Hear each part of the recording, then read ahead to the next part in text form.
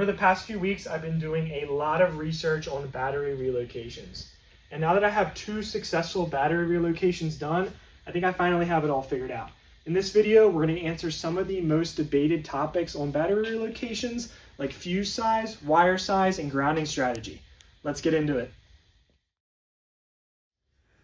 Okay, so the first thing you're going to need is your battery. And it may seem obvious, but traditional batteries actually emit vapors.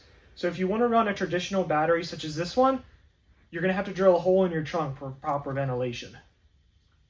A more expensive sealed battery such as this one doesn't emit vapors, so you don't have to drill a hole in your trunk. Maybe I should have just got an anti-gravity battery and maxed out my credit card. So if you're running a standard battery like this one, you're going to need a sealed battery box. This one actually has a lid that bolts on, and it also has the ventilation tube like we talked about. There is a hole in the trunk as well, so that the vapors from the battery can properly vent to the atmosphere. And if you get a sealed battery, you don't need a sealed box. It won't emit any vapors. You don't need to drill the hole. And as you can see, I really hate drilling holes, so I welded a very specific battery mount for a very specific battery directly to the floor of my car. Moving on to one of the most debated topics.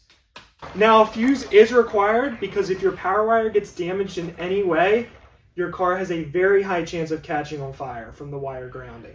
You can also use a circuit breaker if you want to be able to reset it if it pops. Luckily for 99% of cars, a 175 amp fuse or breaker is the perfect amount. That's exactly why I don't have one here. They're always sold out. Even on the Mustang, I used a 150 amp. It should be fine for that car since it doesn't draw a lot of power. Now, if your car does draw a lot of power because of super awesome lighting systems, super awesome stereos, you're going to need a bigger fuse. Luckily, there is a way to measure it. Now, to measure, you're going to need one of these amp meter tools. And what you're going to do is you're going to clamp it to your power wire. You're going to turn all the accessories on in the car and then measure your amp draw. Add 20% to whatever you measure to give yourself a little bit of a buffer. But remember, you don't want it to be too big because then it takes too long to blow in the event that your power wire does get damaged. Now, there's also a few different sizes of fuse. You can go with mega fuse, you can go with micro fuse, you can go with... I'm going to be honest, for 99% of battery relocations, 1 gauge wire is going to work just fine. And that's what all the off-the-shelf kits have anyway. For some cars, it's going to be too big, and that's no issue at all. You can run a massive wire and it doesn't make any difference. For some cars, it's going to be too small.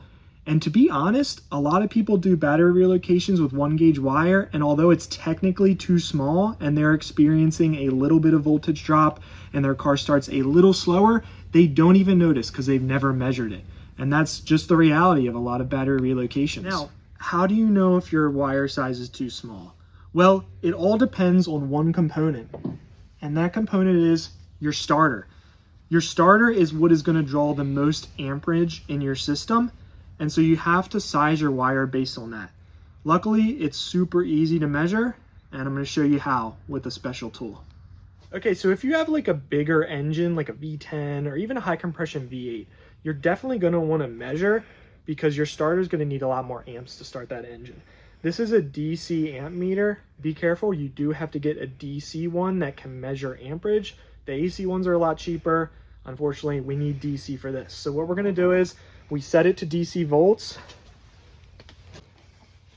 and then we clamp it on our power wire, and then we have to disable fuel or spark. We crank the car and get our measurement. So if you want to be absolutely sure about your wire size, go ahead and measure with a tool like this. That's what I did on the Mustang. And after putting in the measurement and the wire length I need into a chart like this, I found that I needed 1 gauge wire. So it's very reassuring to know I got the right wire on this car.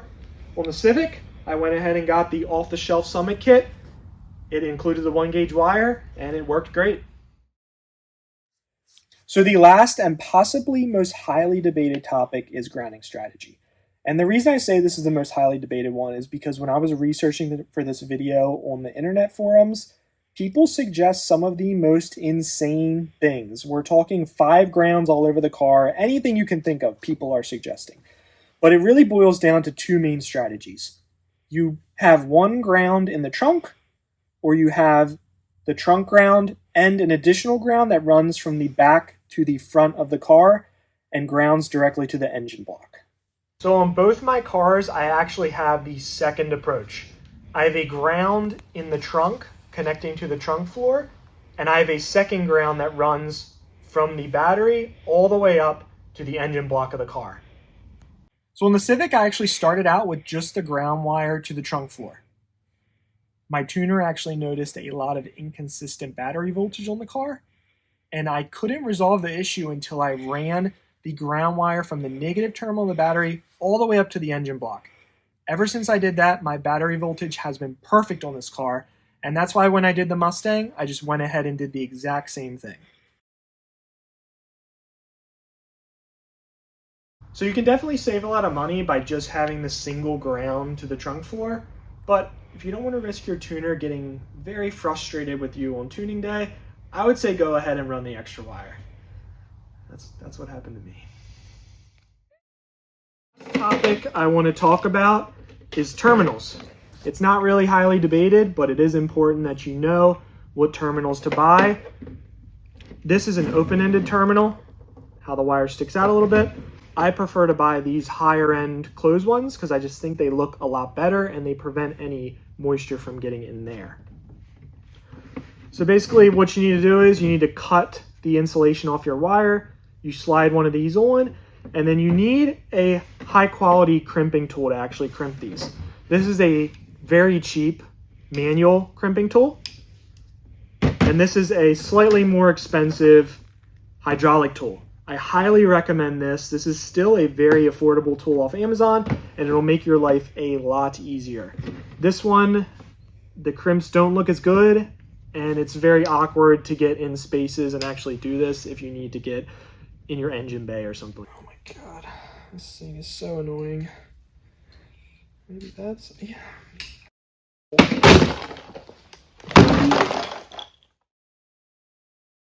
Okay, so I'm going to be honest, I don't know a lot about the actual engineering side of electronics or running, automotive wiring. So what I do when I do my battery relocations is copy the OEM wiring layout exactly. And I'm going to show you what that means. I'm going to show you how you can do this for any car. So here's what I did on the Civic. This is the OEM wiring harness and charge harness for the battery and the power system. You can see how the wires are running. The power wire runs to the alternator and the starter and the fuse box. When I did my battery relocation, I followed the exact same layout. I had a power wire running from the back to the front of the car. That power wire split to run directly to the starter and directly to the fuse box, just like OEM. And then I had a dedicated wire running from the fuse box to the alternator. Not everyone follows this. People try to change it up. I decided to follow the OEM exactly. For the Mustang, it's a lot easier because the Fox body already has a distribution stud at the front of the car, so I was able to simply run the power wire up to that stud. For the ground, similar situation. There was already a stud on the engine block that I could run the wire to. So overall, the key takeaway here is if your car doesn't have a high compression engine and you fall into the 99%, you can go ahead and go with a 1 gauge wire.